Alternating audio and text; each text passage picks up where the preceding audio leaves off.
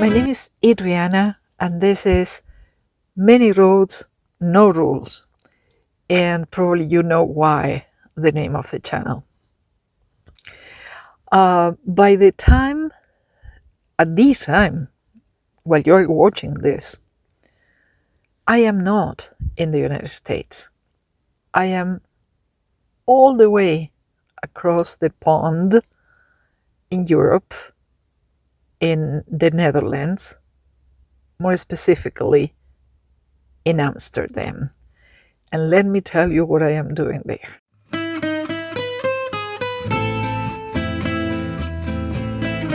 Right now, in my present, so in your past, I am in Minnesota by the end of August. Beautiful summer day, beautiful. And I am getting ready to do some paperwork I have to do here in Minnesota, finishing a lot of things. And because I have been living here in Minnesota for many, many years. And until I decided to hit the road and go out there. But I had to come back to finish some things and to go to the Netherlands because I had the ticket. So when I started making these videos in YouTube, the main idea was to share them with my friends and family so they could see the places I was visiting and the things I was doing. I really wanted to share my life with them as I have always done.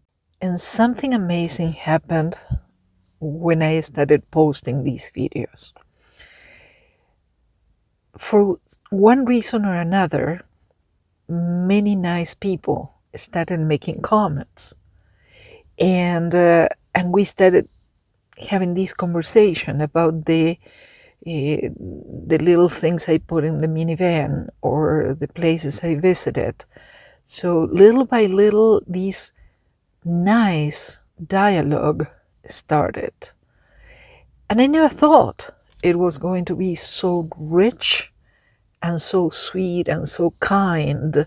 So somehow you changed me because you made me a little bit less skeptical about human beings in general, and you started giving me all that feedback that I so highly appreciate, and that is so sweet and so kind of all of you. So I thought, why not starting sharing with you things that I don't put in my videos in YouTube, my life. So I think today is the best day to start doing this. Why did I come to the Netherlands? Let me tell you. My son lives here. And so in 2020, at the beginning of 2020, probably, I don't know, February, March, when the COVID thing was just a piece of news you could hear on TV, and some people making some comments about that, we were planning for me to come to the Netherlands to spend my birthday with my son. And so I bought the ticket. And then, of course, everything closed down and we all hunkered down. And so I called the airline. I put my ticket on hold and we all waited. And we waited a month, 2 months, because we all went through the same story. Isn't that amazing? A huge story like that we all lived together at the same time. Because if there are other things that happen in the world, like a conflict somewhere or something, it is more local even though we may all learn about that and we all may talk about that, I think it is somehow different, because this COVID, we all lived this, and we all experienced some sort of let down in one way or another. So we all suffered something. And of course, I mean, I feel very responsible and very humble when I say we all suffered, because many people went through horrible things during 2020, and you know that. Depression, suicides, deaths, you know that. So the point is, I got my ticket to go to the Netherlands, and then the world stopped. So I had to put my ticket on hold. And this year, in 2021, when things started to become a little less complicated, when we started hearing about the vaccine, and personally, I am absolutely in favor of the vaccine, because I believe it is a teeny, teeny, teeny little risk compared to the huge risk of dying by suffocation. I am sorry, I am very honest. I know many people are scared of vaccines, and I think if I had all the regular vaccines when I was a child, and in those years labs were not as technologically evolved as they are today, why would I be scared of this vaccine? I mean, science has made huge progress. There is a teeny little risk, very minimal. I risk it. When I had the vaccine, I immediately called the airline and said, okay, let's open my ticket again. And since I was going to go on the road on my long road trip, I thought, instead of going for my birthday, I am going to go to the Netherlands for my son's birthday, so I can bake him a cake. And that is why today, while you watch this, I am in Amsterdam. And I will show you what I do there, because I will for sure make a little bit of a video about that. But just know I am there. And so let me know if you need something. I will bring you something from the Netherlands. It's okay. So the point is, I decided to start a parallel type of video. Every now and then I will share things with you of my personal life. By the way, when I make that cake for my son's birthday, I will share the recipe with you. While you are watching this, I am probably having an amazing barbecue of some sort. My son is an amazing master griller thingy. So he makes things on the grill, and oh my gosh, it's not just putting a steak there. That is good enough. He goes several steps beyond that. So going back to what you have done, the amazing people you are, how much you have helped me, my spirit, with all these beautiful comments you make with any of my videos, in any of my videos. Thank you. I mean, from being totally self-conscious about my accent, about whatever, you know, we people, we are like that. So many reassuring comments, so many kind words.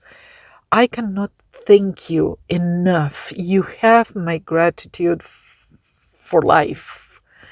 And today I decided to start with some of the comments that have to do with this, with starting to share. So, Topi,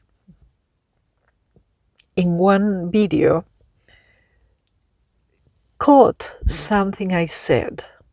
I said, everything I am, everything I own is here in my minivan. And Topi asked, is that for real? Everything you own is in that minivan? And that started this idea.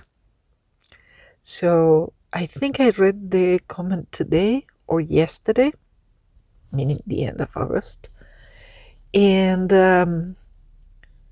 that gave me the idea of starting sharing this. Because yes, everything I own is here in this minivan. And that may sound extreme for some. What? What did you do with your possessions? I sold everything I could sell. I donated many things. I gifted many of my most beloved things to my friends. So to this day, some of my friends have some ornaments or some things that I really, really, really love. And I know they found a beautiful home with them because, I don't know, just to give you an idea, my son, the one I am visiting today, the one who lives in the Netherlands, I think with one of his first checks when he started working, he gave me a candle holder in the shape of a cat. Beautiful. And that one I gave to a friend who loves cats. So every time she looks at that thing, she thinks of me. In that candle holder that went with me for almost 30 years, around 20 years around, I mean, it is in a very good place. It is in a very good home. So those are the things that we treasure for many years. And then there is a point when something you value more takes the place of those possessions. Because in this case, my gypsy soul, and be careful, I say gypsy, yes, you heard it right. I say gypsy knowing that it is a sensitive word that nobody wants to touch anymore because they say you sound like you're a racist if you say gypsy. Well, you know what? I might have gypsy blood in me. And I will tell you a story of that one. It's many years ago, I was in the south of Italy and in a town that has my last name. So I mentioned to someone in town, hey, you know the name of your town is my last name? And this woman, who seemed to be very intelligent, very well cultivated, she says, oh, yeah, that may be. That maybe 500 years ago, you belong to a tribe of gypsies that were escaping religious persecution, and to escape, they would take the name of a town as their last name, so they couldn't do anything to them. So that day I started thinking, yep, maybe I am a gypsy. And maybe that is why I love driving and going places and moving. And Topi asked me, are you planning on settling down again in a town? Or sometimes I think if I see a very nice town that I like, would I like to be there forever and grow roots again? I don't know. I don't know. I suppose I will have to wait until the moment comes to decide what I do. But that is a little bit of that. I think there is some kind of gypsy blood in me that makes me so happy when I am on the move. Of course, I mean, poor gypsies, they were not on the move because they were visiting beautiful places and hiking. They were escaping religious persecution. But I believe some of us have that need for horizons, and some of us need to stay home in the same town where we were born and forever. So I think we are two very different groups of people. The ones that move a lot, the ones that don't go far. And I am definitely in the group of the ones who move a lot. So that is my long answer to the very basic question Topi asked. Do you see yourself growing roots again in one place? I don't know. I don't think so, because this makes me very happy moving around. And so, what do you do with your belongings when you want to live this kind of life? The point is that your belongings may be grounding you to one place. They may be your ball and chain. While if you have this thirst for adventure, horizons, all those good things, suddenly giving your belongings to someone else who may need them, who may want them, or who, I don't know, then it makes sense to get rid of your things. Every little thing I own is here in this minivan. Today, I started my day, it's Saturday, after a very hard week when I ended up extremely exhausted. I rested well, and I woke up in the mood for something new. So somehow the idea of having a new t-shirt popped up. So I decided to go to the gym to take a shower, and right by the gym there is a store. So I walked in the store. I found this shirt, just a simple shirt, nothing spectacular. But so I bought the shirt, I went to the gym, took my shower, put on the new shirt, and I felt like $1,000,000. And who knows, maybe I will have to get rid of one of the old shirts to accommodate it, to get some place for this one, to make room for this one. Maybe not. But it was just that. It was the new thing. It was simple, cheap. And you know what? I cannot wear all the shirts I have at the same time. So I don't need too many. Here in the van with me, I probably have, I don't know, 20 shirts in a tub, rolled up. And let me think, 2 pairs of jeans, 3 or 4 pants, 2 or 3 pairs of capri pants.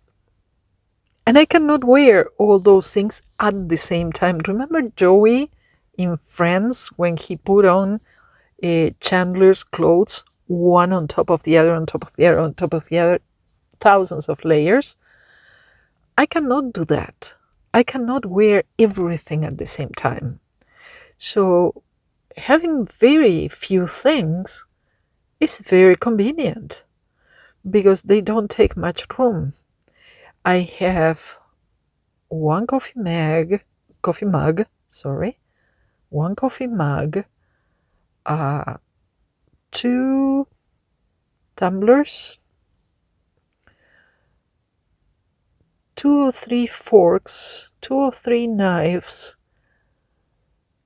1 set of sheets, just one, because they are always on the bed, except for today that I did laundry, so my bed is ventilating. The bed is not venting anything. The bed is airing. There you go. That's the word. So yes, by the time you watch this video, I traveled on the 3rd of November, and I will be in Amsterdam for a couple of weeks. So lots of things to do there. I haven't seen my son in almost 2 years, or maybe a little over 2 years. My heart aches horribly. I really want to see them. My son is married to a beautiful lady, an amazing soul, and they have a couple of amazing kids. And so my heart is with them many minutes of every day. And so I wanted to share that with you. The concept of minimalism, because it is what allows me to do this, to be on the road, which I love, and that I have a son in Europe, and that they have a beautiful family, and that I went all the way to the Netherlands to bake his cake. And when I do it, because I haven't done that cake I haven't made that cake in years, so if everything goes well and I do it right, I will share the recipe with you, because it is his favorite cake and it is very unusual. I haven't seen it in the United States, and I know he is dreaming of that cake. Well, by the time you're watching this video, he already ate it, but that's good. And I think I am going to be making 2 tomato sauces for him. One is a sauce that you have with pasta, and I'm going to make a huge, big, enormous, gigantic pan of that, so we can freeze portions, and they have that tomato sauce for months. And the other one is some sort of a sauce you put on steaks, and but it's not sweet like ketchup. It's a little on the savory, spicy side, and you have to ferment it. It's weird. It sounds weird, but it's so delicious, and he loves that sauce. I haven't made that sauce in probably 20 years. So I am going to be making those 2 tomato sauces, one for pasta, the other one for steaks, and his cake. So I hope you liked this video. I hope you like the idea of me sharing things with you so you get to know me a little better, just as a way of giving you something, since you are so kind to me and you have offered me your things as well. So many comments, people sharing their lives with me. So thank you all for being here. Thank you for being amazing. Really, for real, this is not a cliche. No, this is for real. Thank you for being so amazing. And if you liked this video, please remember to give me a thumbs up. Subscribe if you're new and you like this mumbling. And I hope everything is great in your life. I'll see you next week. Thank you.